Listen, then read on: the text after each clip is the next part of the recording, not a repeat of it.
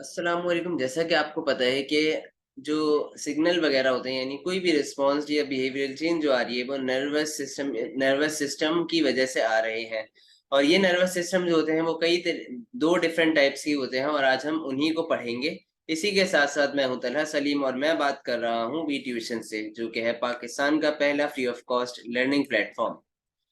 तो chapter 3 coordination and control, और उसमें आज हम पढ़ने जा रहे हैं जूलॉजी का लेक्चर 3। यानी आज हम उसमें पढ़ेंगे एवोल्यूशन ऑफ नर्वस सिस्टम, कि किस तरह नर्वस सिस्टम में एवोल्यूशन हुई। वैसे तो सबसे पहले तो जो नर्वस सिस्टम जो पाया जाता था वो था डिफ्यूज नर्वस सिस्टम। उसके बाद उसमें एडवांसमेंट हुई और सेंट्रलाइज नर्वस सिस्टम बन गया। तो दो तरीके के नर्वस सिस्टम है, यही दो जो मैंने बताया, diffuse and centralise. Diffuse nervous system क्या होता है कि डिफ्यूज नर्वस सिस्टम में नर्व्स जो होती हैं या न्यूरॉन्स वो throughout the body spread हुए हुए होते हैं। यहाँ पर आप देखें इस डायग्राम में कि न्यूरॉन्स फैले हुए हैं और इन्होंने एक जाल बनाया हुआ है, यानी मैशवर्क, या जिसे नर्व नेट भी कहते हैं। तो यहाँ पर देखें ये मुख्तलिफ एक जाल बना हुआ है न्यूरॉन्स का।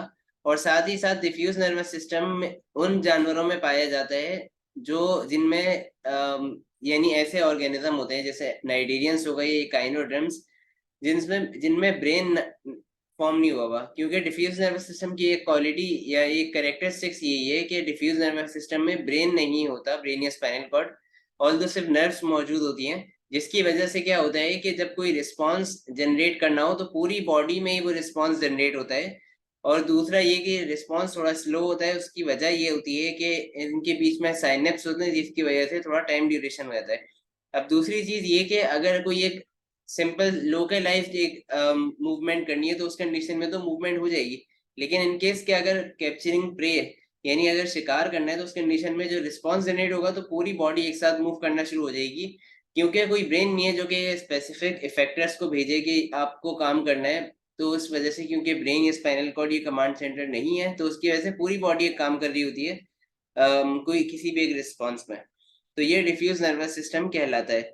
और ये जो है उन जानवरों में पाया जाता है जिनमें हेड प्रॉपर डेवलप नहीं होता, यानी आप देखें कि इनके अंदर पोस्टीरियर और एंटीरियर एंड्स नहीं बने हुए।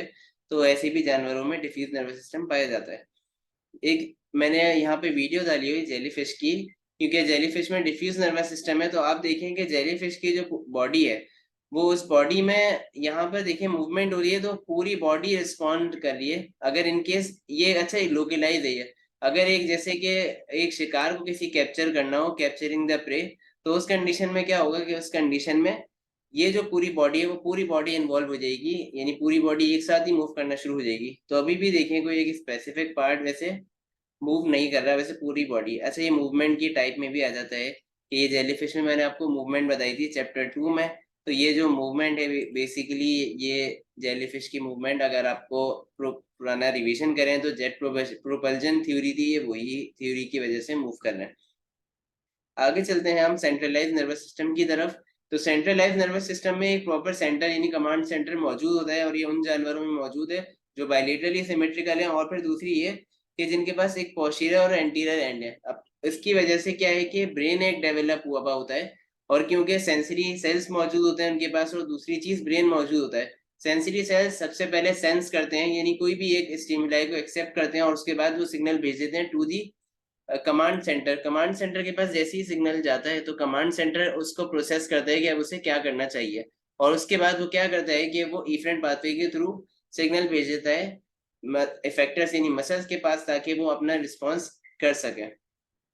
अब सेंट्रलाइज नर्वस सिस्टम जो सबसे ज्यादा सिंपलेस्ट जो पाया जाता है वो फ्लैट मम में पाया जाता है। उसमें भी आप देखें प्लेन एरिया में, इसमें क्या है कि इसमें एक ब्रेन डेवलप है, ब्रेन के साथ दो कॉर्ड्स जा रही हैं, ये नर्व कॉर्ड कहलाती हैं।